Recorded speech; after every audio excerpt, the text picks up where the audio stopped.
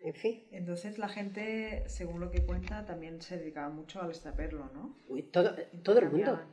¿Se acuerda usted? ¿Tiene recuerdo del estaperlo? ¿Cómo? Del estaperlo, si tiene... Hombre, claro, si mi padre hacía el traspelo, claro que no me voy a acordar. Hombre, si a mi casa venía mucha gente de la parte de la sierra, porque mi padre traía café, sobre todo café. A veces traía un poco de harina, ahora que se la conseguía, pero para nuestro, para casa. Café, y entonces venían las personas de por ahí a comprársela a mi padre, que muchas veces habían dormido en mi casa en el suelo porque no había otra cosa. Y para la mañana, pues irse andando, que se iban, para allá por toda la parte de la sierra, y se iban andando kilómetros y kilómetros y kilómetros, ¿sabes? Pero entonces no tenían dinero para coger un tren, el tren que asistió siempre, pero fue así.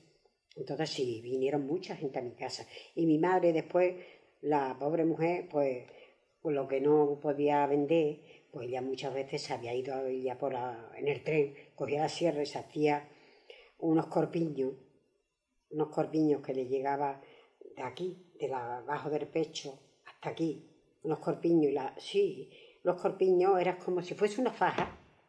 Yo recuerdo, era pequeña, pero me acuerdo de eso.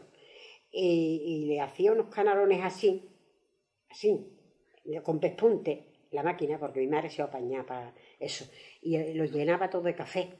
Se los ponía en el cuerpo y se vestía y así se iban. Pues, claro, así no las registraban. El cuerpo no se lo registraban en el tren. Claro, es que tenían que buscarse las cosquillas, como fuera.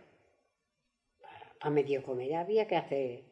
Y ella, la pobrecita, todo lo que fue de trabajar, hacer cosas. Y a trabajar, era lo suyo.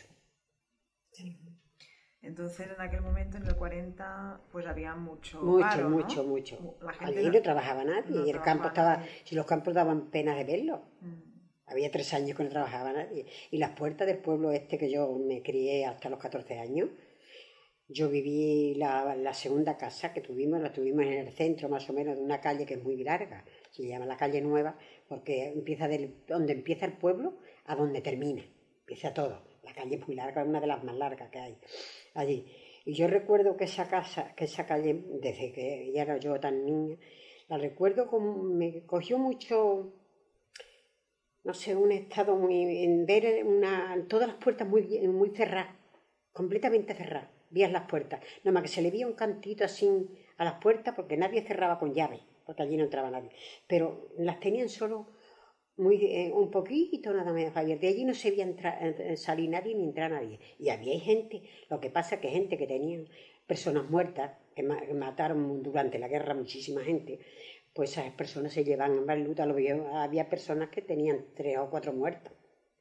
Pues en esos 3 o 4 meses llevan 14 y 15 años con el luto.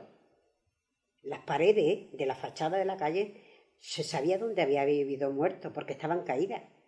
Porque nadie pintaba la fachada. Nadie le tocaba la puerta de la calle. Por eso todo el mundo sabía que ahí habían muerto gente. Aquello era un drama. Y después había entierro casi a diario, y se veía como la calle era como una procesión, como una Semana Santa, pero todo el mundo vestido de negro, todo el mundo. De la cabeza a la planta de los pies. No sabía quién era la familia del muerto, ni quién era los demás, porque todo el mundo iba vestido igual. Y yo eso me impactó mucho, que hoy en la realidad no he llevado nunca luto ni lo voy a llevar. No lo he llevado. Se ha muerto mi padre, mi madre, mi hermano y mis 2 hijos, pero yo luto no. No, lo llevo en el corazón, pero nunca en la ropa.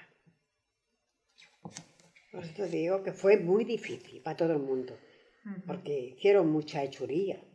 Coger las personas, porque eso ya me lo contaban las personas mayores, una vez que pasó la guerra.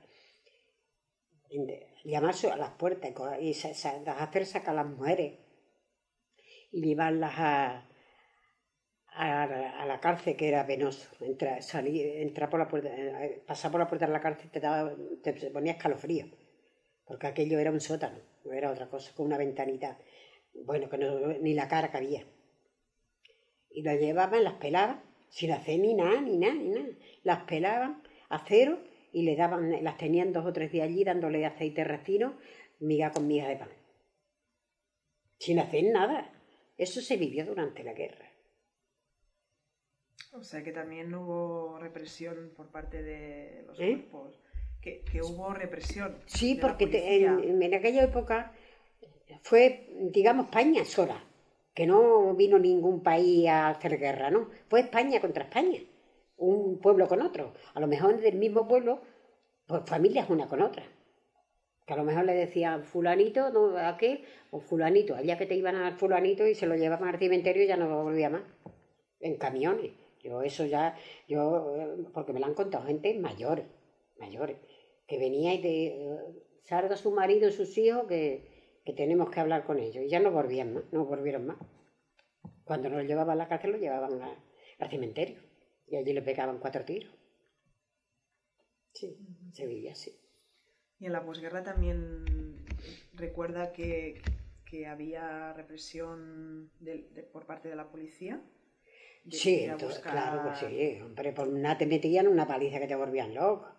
No te dabas cuenta, no podías tú rechistar soy inocente ni soy culpable, porque la paliza no te la ganabas, la paliza la tenías ganada. Meterte. Y yo viví en la última casa que vivimos, que era en la entrada del pueblo, la última de las 3 que vivimos, era en la entrada del pueblo, y yo recuerdo que allí había como una garita, que había como un municipal, era más o menos un municipal, porque era del ayuntamiento, y estaba allí, y la gente que pasaba y no le agradaba, como me acuerdo yo, que pasó un chico que venía vendiendo, traía caramelos, de estos caramelitos, y los cambiaba por las suelas de las alpargatas, que es lo que había, el zapato que había antes, alpargatas, las cambiaba y le daba por chupachú, en vez de caramelos, estos así de palo. Los venía vendiendo. Pues eso es lo único malo que hacía ese muchacho. Cambiar chupachú. Y lo peló este hombre que vivía, que yo no me acuerdo ni cómo se llama, ni se sabe nunca, que vivía a pocos metros de mi casa, lo peló a cero por eso simplemente. Sí. Por eso te digo, esas injusticias fueron hechas, pero muchísimo. Vale, entonces un poco ya más adelante, hacia los 50, 60. ¿Cómo? A los años 50, 60, que usted ya era más... 50, 60. Más sí, grande, o sea, sí. tenía pues unos 15 años así, ¿no? El 61 estaba yo aquí, casada, en Barcelona. Yo me vine a Barcelona en el 57. Me vine yo a Barcelona, tenía 21 años. Cuando yo me vine a Madrid, me vine a Madrid porque ya yo quería alejarme contra porque estaba ya aburrida, de aquello había quedado aburrida. Entonces me vine a Madrid, pero en Madrid me vine porque en Madrid me pagaban 1000 pesetas y en Barcelona me pagaban 2000. Entonces, claro, tendría que estar fuera de mis padres, pues preferí. Entonces me vine de Madrid a Barcelona. Y de aquí pues llevo del año 60, me casé en el año 61 y te llevo del 57. Todo esto lo he hecho en Cataluña. Sí, Cataluña. De acuerdo, y en esta época de los 60, sí. ¿Usted recuerda, bueno, cómo se vivía entonces en la época franquista? ¿Cómo era la vida entonces? Me refiero pues al trabajo, a la religión... No, yo desde luego aquí en Cataluña no me puedo quejar. Bueno, se vivió mala época porque la verdad no, en que había trabajo pero no se ganaba mucho y se vivió. Pero yo no me puedo quejar porque yo estuve aquí trabajando con jefes que me trataron. Hubo uno quizás el primero que vine a trabajar que era un poco borde, sí, era de aquello como se le llama, de los que se hicieron con dinero en la guerra, estafando a las otras personas. Pero vaya, eso estuve yo de unos meses y lo dejé. Y pasé a un señor, a poco, estoy aquí en la calle Bay Taberné de Barcelona, por detrás del parque de Montaner, que era un señor que se llamó don Manuel Bairibén. Era el mejor catedrático, abogado, que tuvo a España entera, no Cataluña, España entera. Fue un hombre muy famoso, con una inteligencia. Era muy pequeñito, porque era sí, era un señor que era más pequeño que yo, era muy pequeño, pero era una cosa extraordinaria de hombre, con una cosa que la apenaba a todas las personas. No tenía para la carrera tan grande que tenía, y eso nadie se lo podía, nadie no lo representaba, ni él ni la señora que tenía. Era muy sencillo, muy sencillo. Con la gente, ella para los humildes, para las personas. Ellos en esa casa llegaban por Navidad muchas cestas, muchas, porque era un señor muy inteligente y personas que le agradecía, pues le traían cestas muy grandes, cargadas de todo. Pero como entraban, salían. Porque de la cesta grande hacíamos 3, a lo mejor. Y ventos repartidas para los pobres, para los necesitados en aquella época. Ellos no dejaban, no se ponían a sentar a la mesa, pero sin tener nosotros el servicio nuestro primero. Antes que el de ellos, tenía que tener nosotros nuestro en la cocina. Porque siempre decía, yo le decía, ¿pero por qué? Porque yo era la que le servía. ¿Pero por qué? Si siempre hay comida de más. No, Brígida, no. Te dejé su servicio porque tenía 9 niños. Porque tuvo 10, pero bueno, en vida del marido tuvo y ese lo dejó en estado. Y ella decía, no, porque los niños son muy caprichosos y a lo mejor le quieren picar y se quedáis ustedes sin repostería, porque traía en aquella época, ya mira, una bandeja de repostería y de todo, porque allí entraba de todo, unos bistecs de carne, se traía y se compraba todo por cantidad, porque había 9 niños, los padres y nosotros 2, y la leche en cantidad. Yo allí no bebí nunca agua, jamás, siempre bebía leche, porque esa agua es muy mala, la de arriba de Montaner era malísima. Yo bebí siempre leche, pero ella, pobrecita, le decía a la cocinera, que era mayor, una mujer mayor, le decía, te hartas tanto de ella, que esta chiquita, si no estamos por ella, se muere, porque no comía nada. Y estaba tanto de mí. Eso, buenas personas, muy buenas. Yo ahí no puedo tener queja, porque si él hubiera vivido más tiempo, yo hubiera tenido hace muchos años mi casa propia, porque por él lo hubiera tenido.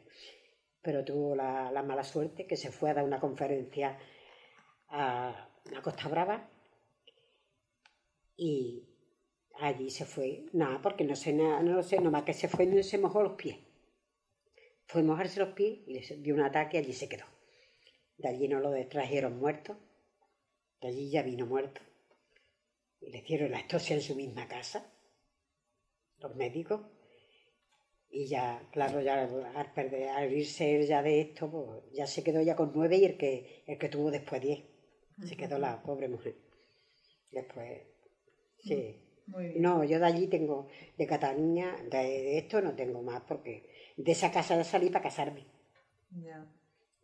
Ya ves tú si era que la pobrecilla como tanta pena tenía, porque era un matrimonio que se quería muchísimo, que se quería con locura. Los dos eran uno para el otro. Que cuando yo me casé, como mi sueño era vestirme de novia con traje blanco, pero claro, yo no tenía dinero, mi marido tampoco, porque yo ganaba 2.000 pesetas, él ganaba 500 pesetas a la semana, no tenían. Entonces ella me dijo con mucha pena, me dijo, no te preocupes, Brígida, tú vas a ir de blanco. Si tú quieres ir de blanco, con mi traje te casas tú, si tú quieres. Yo no te lo voy a prestar, no, te lo voy a regalar, que yo ya no lo quiero tener en el armario. Tú te casas con el mío, que yo tenía el mismo tipo de ella. Y tu marido, Diego, que se case con él. Y estamos casados los dos con el traje de ellos. Y el traje de ella no me sirvió solo para casarse, para de boda. Que a mi primer niño, como no podía comprarle ropa, todo el traje de su comunión se lo hice de ese traje y del velo. Le hice todo el trajecito, se lo hice a mi hijo. Que le sirvió para el primero y le sirvió para los otros.